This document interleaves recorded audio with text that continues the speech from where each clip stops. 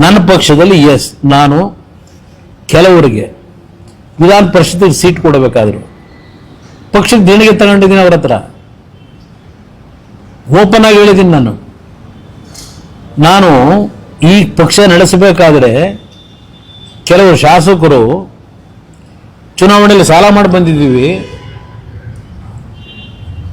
ವಿಧಾನ ಪರಿಷತ್ಗೂ ರಾಜ್ಯಸಭಾ ಸೀಟ್ ಕೊಡಿಸ್ಬೇಕಾದ್ರೆ ಕೊಟ್ಟಾಗ ನಮಗೆ ಅಷ್ಟು ಕೊಡಿಸಿ ಇಷ್ಟು ಕೊಡಿಸಿ ಅಂತೇಳಿ ಡಿಮ್ಯಾಂಡ್ ಮಾಡಿದಂಥವ್ರು ಕುಮಾರಸ್ವಾಮಿ ಟಿಕೆಟ್ ಕೊಡಬೇಕಾದ್ರೆ ಎಷ್ಟು ದುಡ್ಡು ತಗೊಂಡ?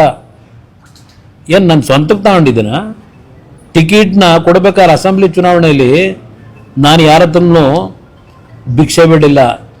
ಬೇರೆ ಹತ್ರ ಭಿಕ್ಷೆ ಬೇಡಿ ಒಂದೊಂದು ಕ್ಯಾಂಡಿಡೇಟ್ಗೆ ಒಂದು ರಾಜಕೀಯ ಒಂದು ಸಣ್ಣ ಪಕ್ಷ, ಈ ಪಕ್ಷ ಉಳಿಸ್ಕೊಳ್ಳಿಕ್ಕೆ ಯಾವ್ಯಾವ ಥರ ನಾನು